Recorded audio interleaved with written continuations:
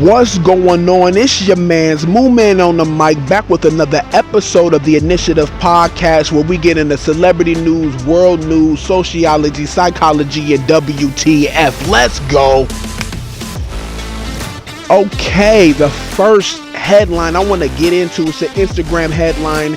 Shout out to Kier Gaines and the Sit Down Talk podcast with his wife Noemi. Okay, Kier Gaines is a licensed therapist, a husband, girl dad, and speaker, and he recently just dropped an episode speaking on good men being invisible, all right? And not just good men, but good kids assumed into unexpectation. So what I mean by assumed into unexpectation is that good kids, A+ students, valedictorians, fraternity leaders, some of the best high school, junior high school sportsmanships, sportsmen, sports kids, you know what I mean? These kids, they're just overlooked, right? And what I mean by that is, they get straight A's, they do this, they're on time, they do their homework, they double check, they study when they need to, they're back at home before the street lights cut off, you know what I mean? But at the same time, they also go through problems, they also go through turmoil. Maybe their parents aren't the brightest parents in the bunch, you know what I mean? And I don't say that to put down parents at whole. I'm a parent, Kier Gaines is a parent. What I mean is that there's no playbook on how to be a parent. You got to learn on the way. Every kid is different. That's what I mean by that. But the good kids, they're the ones who, when they suffer, economic struggles, not, brought on to them, when they suffer financial woes that they may not be responsible for, but they still look after their families. They're still, the hope, in their families' lives. And when they go through it, maybe they experience homelessness, and it's like that is overlooked because it's like, well, they'll be okay, they'll get through it, they're smart. But listen, all right, they go through depression too, all right? And the good man, aside from the good kids, the good man, we go through the same things, especially in the climate of toxic femininity right now. And not just toxic femininity, but toxic masculinity. The good man is in the middle of both right now, okay? Not all men have an agenda for sex. Not all men are looking to spin the block. Not all men are looking to throw a switch on and get the blowing. Not all men are doing that. Good men go to work. Good men make plans. Good men invest. Good men don't even date until they got the financial means to enjoy themselves on the dates. You see what I'm saying? And with this climate right now, good men are invisible. This is what Kier Gaines suggested, and he hit the nail on the head, and he couldn't have hit the nail on the head any harder. Those are valid points right there. And check it out like this. Between the music that's perpetuating the toxic femininity and the toxic masculinity, you know what I'm saying? It's hard for a good man to be a good man. You know what I mean? And I don't mean like he's gonna drop into a life of crime. No, what I mean is it's hard. He's isolated. You know what I'm saying? Isolation, that can kill. You know what I'm saying? Isolation leads to heartbreak. And we're not talking about getting your heart broken by a female. We're talking about getting your heart broken, but just by the way society is choosing to express themselves, by the way society is choosing to be. You see what I'm saying? The good man and the good woman. You see what I'm saying? Vice versa on both coins, flip both heads and tails. It's crazy out here. So, all of those thoughts came to me when I was checking out his podcast, and I just had to shout him out. First Instagram headline. And all of his episodes are pretty dope. I advise everyone to go check out the Sit Down Talk podcast with Kier Gaines, his wife, Noemi. They're fun. The topics are fun. The topics are interesting, and you can definitely learn from their energy. And we're moving on. Okay. Next headline I want to get into was coming from the African folder. Burkina Faso acquires $70 million hydrocarbon depot in Ghana to strengthen energy security.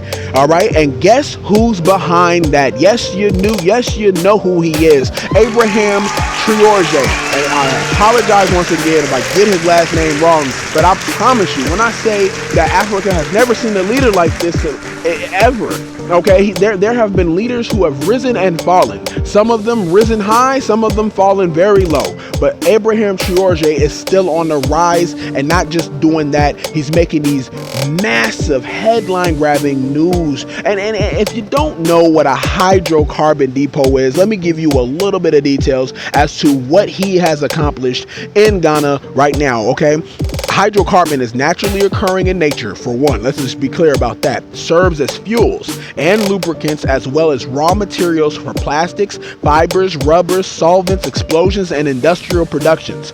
All right. He is meeting the demand by 2050 because, as the Council of Foreign Relations and Foreign Affairs have suggested, that by 2050 we're going to run out of carbon on the planet. All right, it has been suggested. So Abraham Traoré has taken steps and has acquired a $70 million hydrocarbon depot.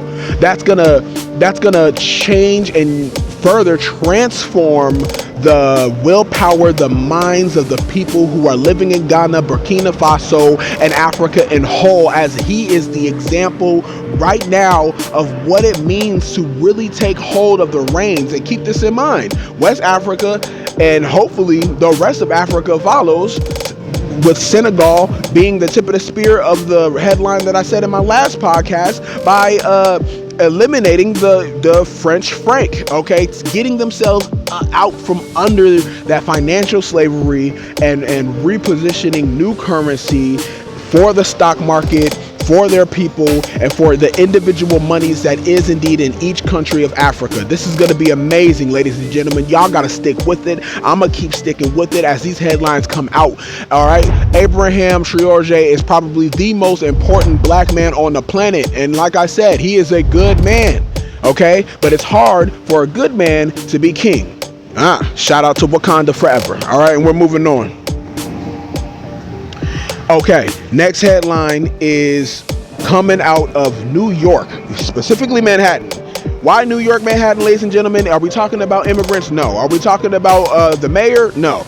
No. We're talking about Floyd Money Mayweather. He buys 62 buildings in Manhattan for $402 million.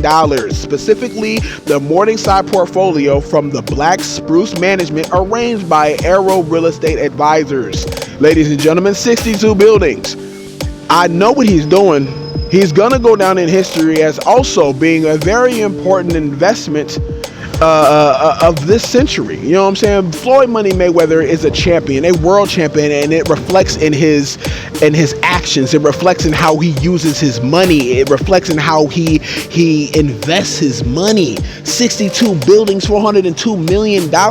You know he's going to get that payback, but it's not even about that. It's about how many families he is about to help.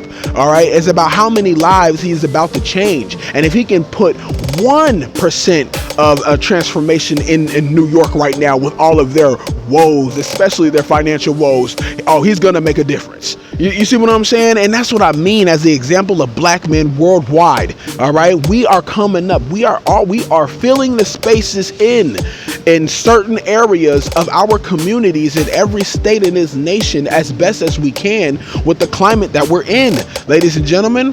But don't get it wrong. It may seem dire, but there are hopes out here, examples out here that I feel like some leaders of men are latching on to and becoming those examples of transformation, so that we, men like me, can follow in those footsteps, and hopefully I too, at one point in time, inshallah, God willing, I can put my foot down to transform the lives of as many people as I possibly can with my financial success, with my social success, and my grace and my forgiveness that I get from the Most High from all of my sins as I walk this road.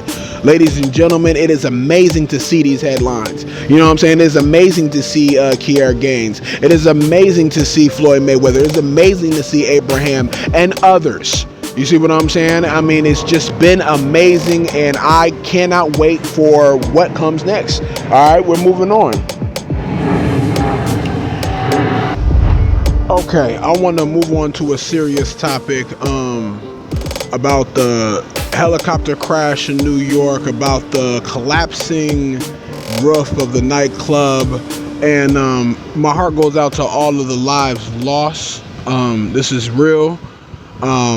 It sucks because it's like there's so much going on in the world as far as, you know, people dying unnecessarily, and the smallest things that could easily be fixed, you know, is overlooked, you know, due to financial greed or perhaps a lack of intellect or a lack of knowledge. And my thing is, to politicize any of this is just out of order. And I know that there's going to be factions of people who are going to try to politicize the loss of life to this kind of level. You know, maybe the, you know, building of the nightclub should have been, you know, checked out structurally, you know, structural engineers, contractors. Maybe they wasn't called, maybe the wrong ones were called, maybe it was just overlooked altogether. Or the helicopter, because I know that there's factions of people who are just going to say ignorantly that, oh, the helicopter crashed because of the lack of DEI, whatever that even means. All right, my thing is this: do not overlook the loss of life. Do not overlook the families who my prayers go out to, and just the pain that they're probably experiencing. Well, not even probably, they're definitely experiencing. I mean, we have a combination of almost 300 people between the two. You see what I'm saying? Like, that's crazy. You know what I mean? And those are just those headlines, not to mention the ones that are not even being put on the news. You see what I'm saying? So my heart goes out to the loss of life in the last 24 hours, to reckless violence, to greed, to vanity, to pride, and all the other 7 deadly sins. You see what I'm saying? We got to do better as a community. We got to do better as a human species. You know, we're moving into the future. You know what I'm saying? Things are picking up speed. A lot of things are being revealed, and it's getting to that point where a line needs to get drawn into the sand about what's smart to do and what's not smart to do. You see what I'm saying? What's smart to say and what's not smart to say.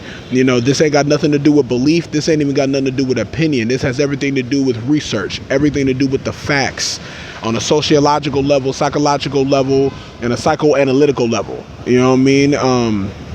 We gotta relook what we're putting in our music. We got to relook what we're putting in our food, the water, and the air. All right? Because it's getting to that point to where there's a flashpoint coming. All right? And I know people feel it. There's a flashpoint that is coming. And so I advise everybody to get on the right foot, get on the right side of your faith, whatever that may be, and do the best that you can, to be the best that you can at every chance that you can get. You know what I mean? You got my vote. You got my motivation behind you. If you ain't got nobody to motivate you, I suggest you listen to my podcast, check out the other episodes. If you ain't got anything to latch on to, I suggest you listen to my podcast. As I walk my path, I can be an example for you. You know what I mean? That's what I'm here for. I'm here to be an example. I'm here to put that information out. I'm here to have those conversations. And with that said, I'm going to see y'all on the next episode of Moo Man on the Mic, the Initiative Podcast. Stay dangerous, stay safe, and stay blessed up. I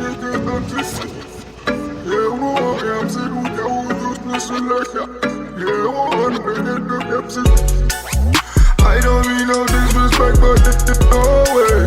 I can't listen to you, I do this my own way. This is not a game, no, I don't play.